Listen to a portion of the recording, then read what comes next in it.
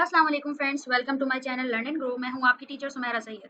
आज की क्लास में हम ये देखेंगे कि किस तरह से बिटमैप इमेजेस को बाइनरी में रिप्रेजेंट करते हैं। तो आइए स्टार्ट करते हैं। तो सबसे पहले ये देखते हैं कि बिटमैप इमेजेस होती क्या हैं।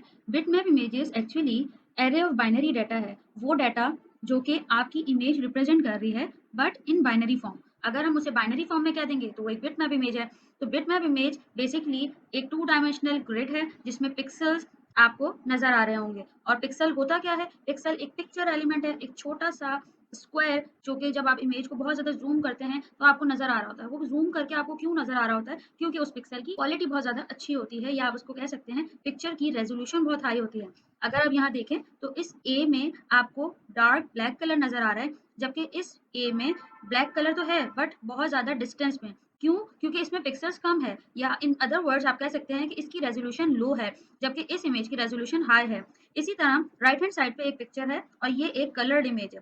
इसको आपको यहाँ जूम करके दिखाया है तो ये स्क्वायर्स छोटे छोटे डिफरेंट पिक्सल्स को दिखा रहा है। कुछ पिक्सल्स का शेड डिफरेंट है और कुछ का कुछ और है। तो आज की क्लास में हम इन्हीं चीजों को डिस्कस करेंगे कि पिक्सल्स क्या है, इमेज रेजोल्यूशन क्या है, कलर डेप्थ क्या है। तो आगे बढ़ते हैं। अब बात करते हैं कि बिटमैप इमेज की कैरेक्टरिस्टिक्स क्या हैं। सो बेसिकली बिटमैप इमेज को हम दो पैरामीटर से कैरेक्टराइज करते हैं। The first one is colour depth per pixel and the second one is number of pixels, जो कि आपको रेजोल्यूशन बताते हैं कि इमेज की रेजोल्यूशन हाई है या लो।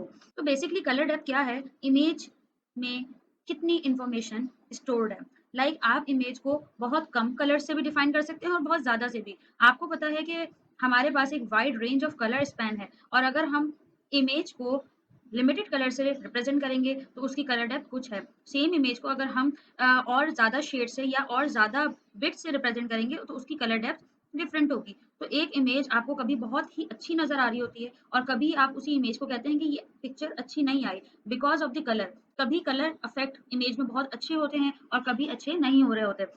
तो बेसिकली होता क्या है कि बिटमैप इमेज में हम बाइनरी नंबर से हर एक पिक्सल को रिप्रेजेंट कर रहे होते हैं। जैसे कि अगर एक ब्लैक और व्हाइट इमेज है, यानी कि 1 बिट पर पिक्सल, तो या तो कोई पिक्सल 1 रिप्रेजेंट कर रहा होगा या फिर 0, जैसे कि इस इमेज में हो रहा है। ये एक फेस है और इस फेस की रिप्रेजेंटेशन या तो 1 में हुई हुई है या 0 में, 1 0। सो इस तरह की इमेज को हम कहते हैं 1 बिट इमेज या 1 बिट पर पिक्सल।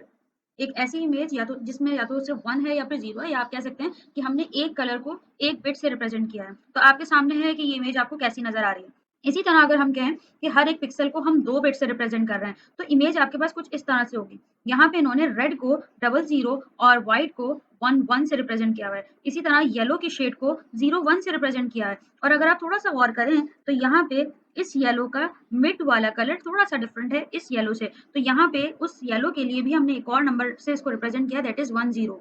इस शेड को हमने रिप्रेजेंट किया 01 से, और ये येलो रिप्रेजेंट हुआ है 10 से। तो यहाँ पे क्या हुआ कि हमने एक इमेज को पर पिक्सल 2 बिट से रिप्रेजेंट किया है। तो इमेज को आपने मजीद अच्छा डिफाइन किया है।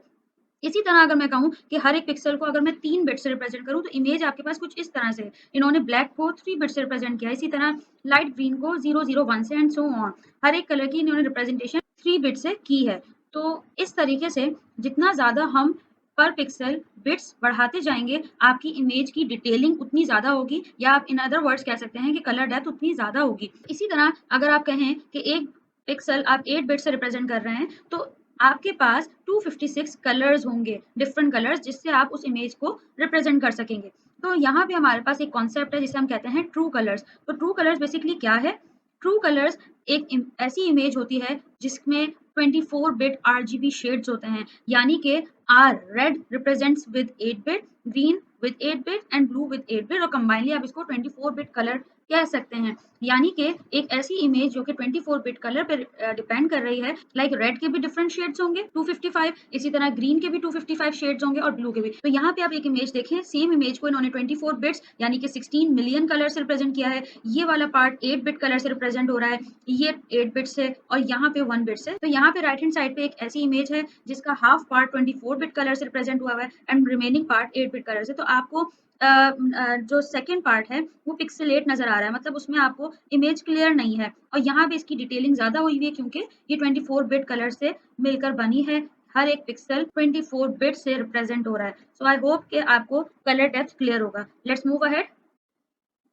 तो increasing colour depth also increases the size of the file when storing an image. This is obvious, जब आप जितनी ज़्यादा उसकी कलर डेप्थ इंक्रीज करते जाएंगे ऑब्वियसली इमेज की डिटेलिंग ज़्यादा होती चली जाएगी और हर एक पिक्सल ज़्यादा बिट्स में स्टोर हो रहा होगा। इन द एंड आपके पास फाइल साइज इंक्रीज हो रहा होगा। The second parameter of a bitmap image is image resolution. Image resolution क्या है? इमेज रेजोल्यूशन ये बताता है कि एक इमेज में कितने नंबर ऑफ पिक्सल्स हैं और इसको हम मेजर कैसे करते हैं। या तो हम इसको कहेंगे पीपीआई यानी कि पिक्सल्स पर इंच या फिर डॉट्स पर इंच डीपीआई। तो आप दोनों यूनिट्स में इमेज रेजोल्यूशन को मेजर कर सकते हैं।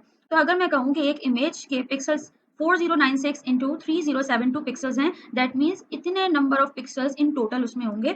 इसी तरह से आपके सामने एक इमेज है जिसमें हाई वर्सेस लो रेजोल्यूशन आपको दिखाया गया है। यहाँ पे देखें इमेज की रेजोल्यूशन डीपीआई या पीपीआई में कैलकुलेट कर सकते हैं। तो यहाँ डीपीआई में उन्होंने बताया कि यहाँ पर 5 डीपीआई है तो इमेज बहुत ज़्यादा पिक्सेलेट है। देन इमेज रेजोल्यूशन इंक्रीज हुई है, अब 10 डीपीआई में आप देख सकते हैं, देन 20, 72 और 300। जितनी ज़्यादा रेजोल्यूशन इंक्रीज होती जा रही है, हम लो टूवर्ड्स हाई मूव कर रहे हैं, तो इमेज की क्वालिटी अच्छी हो रही है।